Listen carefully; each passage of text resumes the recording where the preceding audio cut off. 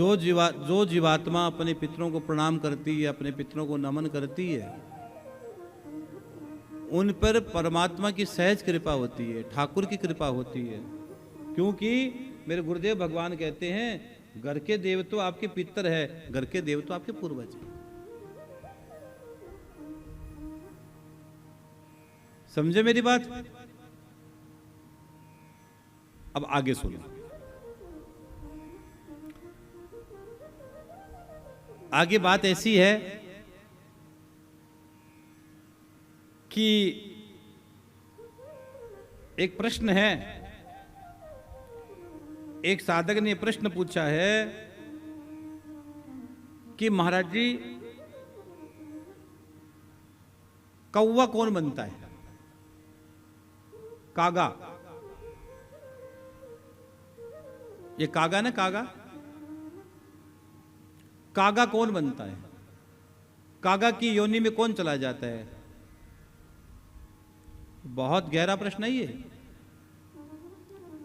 जैसे कागा को आप श्राद्ध के दिन भोजन देते हो ना, मैं उस कौवे की बात कर रहा हूं। कौवे के अंश में कौन प्रकट होता है महाराज जी? कौवे के अंश में कौन प्रकट होते हैं? कौवा बनकर कौवे के अंश में कौन भाव प्रकट होता है, ये बताने का कष्ट करें। कितना अद्भुत प्रश्न है। कागा जो पितरों को समर्पित है सबसे ज्यादा, जो जब तक वो कागा भोजन नहीं ले, श्राद्ध का श्राद्ध नहीं माना गया। कौवा भोजन नहीं ले तो श्राद्ध नहीं माना गया। और सबकी बात छोड़ो, आपने श्राद्ध के दिन कौवे ने भोजन नहीं लिया, कागा ने भोजन नहीं लिया, कोई मतलब नहीं रहा। वो श्राद्ध हुआ ही नहीं, तो दूरा श्राद्ध रह गया। गाय की स्वान कुत्ते की और की बात हम बाद भी करेंगे, मतलब पहले कौवे की बात कर रहे हैं कि कौवे ने अगर भोजन नहीं लिया तो फिर जय श्री राम। अब तूने फिर क्या कर लिया? लीक पीट ली। कई लोग पता क्या है, रख कर आ जाते हैं, फिर भोजन स्टार्ट करवा देते हैं। नो ना, लिए ही नहीं है तो फिर भोजन कहां से? उस रात तो वही नहीं, रोज भोजन कर रहा है, उसमें फर्क क्या रह गया? कई लोग अपनी बस वो मारवाड़ी में कहते हैं ढांग उतारने के लिए, अपनी बात को उतारने के लिए क्या कर लेते हैं, मतलब आंखें रख के आ जाते हैं कि लेगा नहीं, उसको लेना होगा तो तेरे सामने लेगा। और उसने प्रसाद पा लिया है, अरे फिर आनंद है। अगर कागा ने प्रसाद पा लिया, कौवे ने प्रसाद पा लिया श्राद्ध का भोजन का, तो फिर आनंद है, तो फिर परमानंद है, फिर भगवान की कृपा है, फिर खूब कृपा है, फिर सहज कृपा है, फिर सहज कृपा है। अब सुनो, कौवे के अंश में कौन जाते हैं? अब ध्यान से सुन लेना भाई रे। जो अधोगति में चले जाते हैं,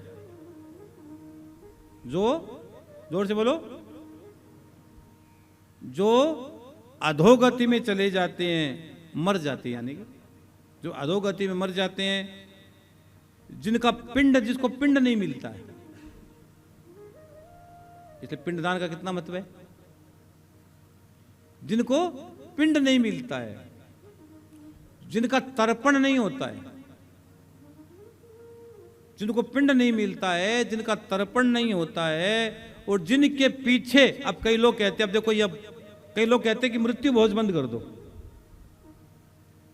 कई लोग क्या बोलते हैं कि नई चीज चल रही है कि मृत्यु, मैं उस विषय मुझे जाना नहीं है, लेकिन मैं इतना जरूर कह देता हूं, और आपके जैसा करना करो, लेकिन जब 12वें का दिन हो तो ब्राह्मण भोजन कंपलसरी कराओ।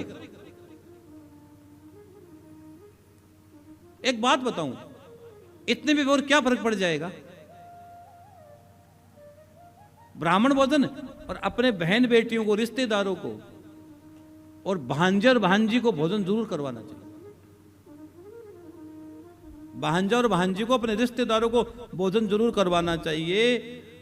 जिनका 12वें दिन भोजन नहीं होता, ब्राह्मण भोजन नहीं होता है, और जिनका अंतिम संस्कार नहीं होता, ये बहुत गहरी बात लिखी है। जिसको पिंड नहीं मिलता, जिसका तर्पण नहीं होता है, जिनके पीछे ब्राह्मण भोजन नहीं होता, जिसका अंतिम संस्कार नहीं होता है। अब कोरोना में कितने लोगों का अंतिम संस्कार नहीं हुआ? वो महामारी थी।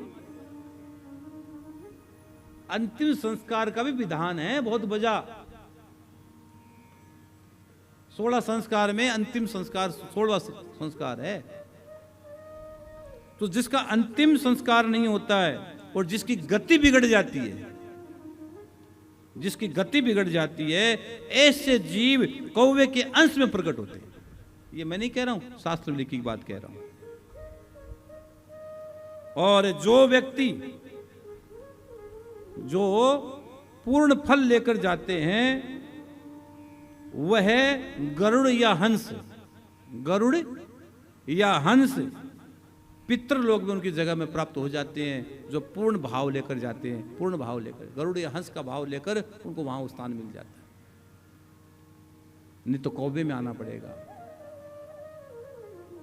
हाँ, इसलिए अब ये आपका नैतिक दायित्व बनता है। आपका वो तो जो था वो जैसा था चला गया। अब कई लोग, अरे मेरा दादा अच्छा नहीं था, मेरा बाप बेकार था। अरे वो था, जैसा भी था यार,